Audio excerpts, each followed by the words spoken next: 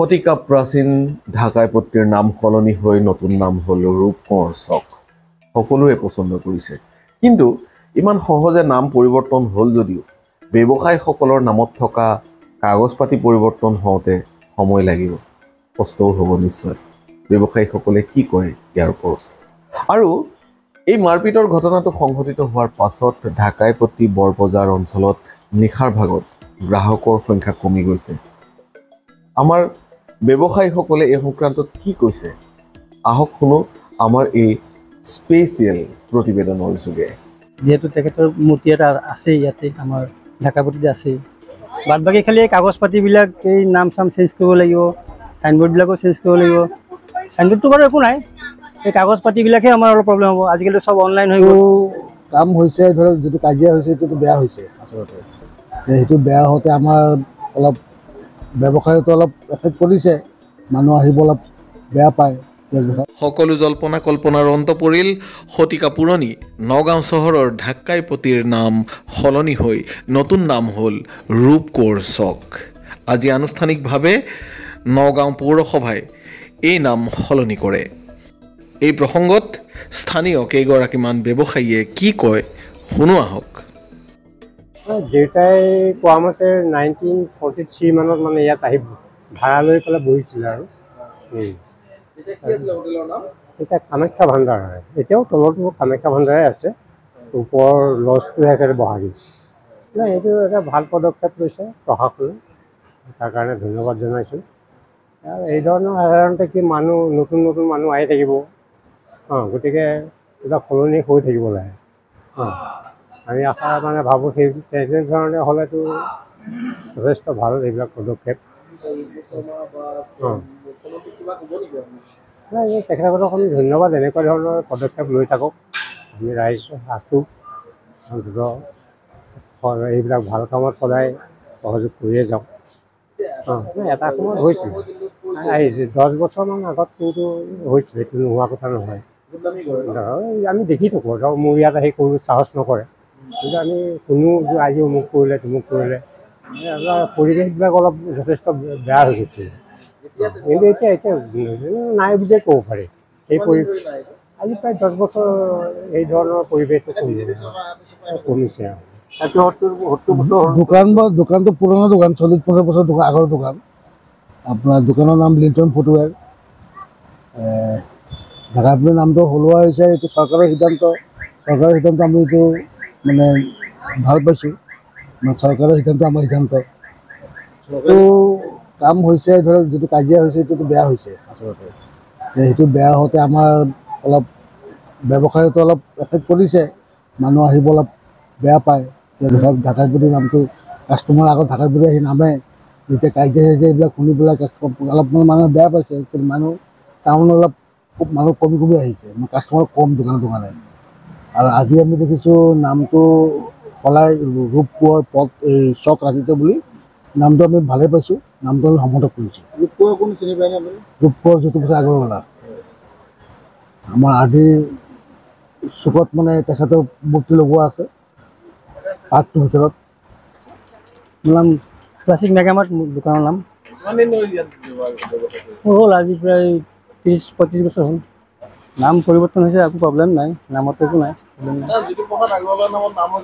ভালেই হৈছে, ভালেই, সেইটো ভালেই হৈছে। যিহেতু তেখেতৰ মূৰ্তি এটা আছে ইয়াতে আমাৰ ঢাকা পট্টিতে আছে, বাদ বাকী খালি এই কাগজ পাতিবিলাক এই নাম চাম চেঞ্জ কৰিব লাগিব, চাইনবোৰ্ডবিলাকো চেঞ্জ কৰিব লাগিব।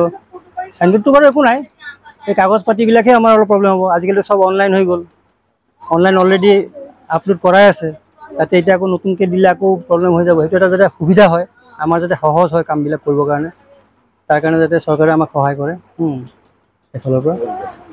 ঘটনাটোতো বাৰু মই দেখা নাই, যিখিনি নিউজতে যি দেখিছোঁ সেইটোৱে। কিন্তু মই এটা বস্তু ভাল লাগিছে যে মুছলিম ল'ৰাই যিটো ভিডিঅ'কেইটা বনাইছে, ভিডিঅ'কেইটা মুছলিম ল'ৰাই ভিডিঅ' বনাইছে, আৰু মুছলিম ল'ৰাকেইটাই হেল্প কৰি থানালৈকে নিছে বুলি মই শুনা পাইছোঁ। যদি এইটো শুদ্ধ সঁচা হয় তেতিয়া ভালেই, কথাটো ভালেই। মুছলিম মানুহে হেল্প কৰি তেখেতক সহায় কৰি থানালৈকে নিছে, সেইটো মই ভাল পাইছোঁ। বাদ বাকী যিখিনি হৈছে এইটোতো আৰু চৰকাৰে চাই আছে, আমি টিভিতে নিউজতে দেখা পোৱাহে এইবিলাক। এনেকুৱা ধৰণৰ ঘটনা যাতে নহয়, হোৱা মানে হ'বই নোৱাৰে, কিয় হ'ব?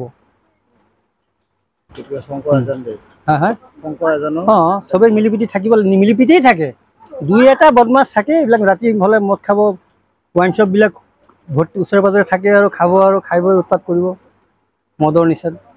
মোৰ নাম কায়ুম আহমেদ। বিগত প্ৰায় 60 বছৰ যাবত আৰু মই ইয়াত বহুত দিন যাবত কৰ্মৰত। গতিকে এই যিটো নামাকৰণ হৈছে, ৰূপকোঁৱৰ আগৰৱালা তেখেত এজন মহান প্ৰখ্যাত অসমৰ বিখ্যাত কবি আছিলে। আমি প্ৰায় সন্তুষ্ট হৈছোঁ এই নামাকৰণ লৈ পেলাই। আমাৰ ইয়াত কোনো আপত্তি নাই আৰু ভাল লাগিছে, এজন মহান ব্যক্তিৰ নামেৰে নামাকৰণ হৈছে, আমি সন্তুষ্ট।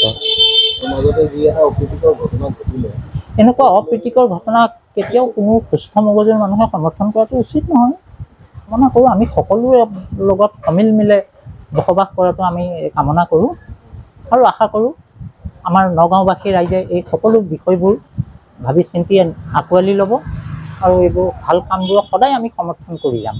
তেখেত স্বনামধন্য ব্যক্তি আছিল অসমৰ, আমি সন্তুষ্ট তেখেতৰ নামটো লৈ। আৰু আমি অসমবাসী হিচাপে আমি তেখেতক লৈ পেলাই আমি গৰ্বও কৰোঁ।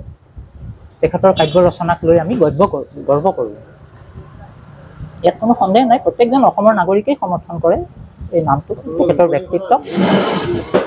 চৌধুৰী বেকাৰী। হয়, মোৰ খুব ভাল লাগিছে, আপোনালোকে আহিছে, খুব আদৰ জনাইছোঁ। এই ঢাকাপট্টি নামটো যিহেতু চেঞ্জ কৰিছে, এইটো খুব ভাল হৈছে। আজি আমি 1917 পৰা ইয়াত আমাৰ দোকান আছে RD ৰামলাল দুৰ্গাদত্ত, তেতিয়াৰ পৰা এই নামটো এইটোৱেই আছে। এতিয়া আমাৰ হিমন্ত বিশ্ব শৰ্মা ছাৰ আৰু ৰূপক শৰ্মা ছাৰ এইটো যিটো ষ্টেপ লৈছে এইটো খুব ভাল হৈছে। নাম যিটো ৰূপ কোঁৱৰ জ্যোতি প্ৰসাদ আগৰৱালা চৌক দিছে, এইটো খুব ভাল হৈছে। এই নামটো আৰু আগু দিলে আৰু খুব ভাল আছিলে, যাওক এতিয়া হৈছে খুব ভাল হৈছে। মোৰ খুব ভাল লাগিছে আমাৰ লগত, ধন্যবাদ। নামটো চেঞ্জ কৰিব নে এতিয়া? আমি কিয় নকৰিম, কালিৰ পৰা কৰি দিম চেঞ্জ। কি নাম যিমান ঢাকাপট্টি আছে চব এইটো ৰূপ কোঁৱৰ জ্যোতি প্ৰসাদ আগৰৱালা চৌক কৰি দিম। ধন্যবাদ। হৈছে হঠাৎ ঘটনাৰ কথা শুনিলোঁ, শুনি পেলাই বস্তুটো খুব বেয়া লাগিল। আৰু ইমান সৰু কথা এটাত যেনেকৈ যিটো ঘটনা হৈছে ইমানখিনি হ'ব নালাগিছিলে। যেনেকৈ হেলমেট দি মানে পঢ়াৰ বাৰু যিমান পাইছোঁ ইমান হ'ব নালাগিছিল। মানে এইটো মানে অতিৰঞ্জিত হৈ গৈছে এইটো কথা। আৰু তাৰ পৰিপ্ৰেক্ষিতত তাত যি হওক, যেনেকৈ বাকী পিছলৈ নিউজটো মানে গৈ পেলাই যে বস্তুটো এনেধৰণৰ ঢাকাপট্টি নামৰ কথাটো আহিল, পূৰ্বৰ নাম ঢাকাই পট্টি, আৰু ইয়াত কোনো ধৰণৰ ঢাকাৰ মানুহটো ইয়াত নাই বা সেইটো সম্প্ৰদায়ৰ মানুহো নাই, যিটো মানে আমাৰ মানে বাংলাভাষী আৰু ঢাকা সেই সময়ত ঢাকাৰ মানুহ এইটো নাই। এটা সময়ত আছিলে, এইটো বেলেগ কথা আৰু ব্ৰিটিছ তেতিয়া হেৰি। এতিয়াতো এইবিলাক সেইটো নাই আৰু আমি দেখি আহিছোঁ আৰু শুনি আহিছোঁ, চলি আহিছোঁ। আমি বজাৰৰ ঢাকাপট্টি আহিবই লাগে এবাৰ বা দুবাৰ, বা বজাৰলৈকে আহোঁ। গতিকে নামটো সলনি হোৱাত মই বেয়া পোৱা নাই, বেয়া পোৱা কথাও নহয়। আৰু বৰ্তমান যিটো নাম হেৰি কৰিছে সেইটো মই ছাপোৰ্ট কৰোঁ।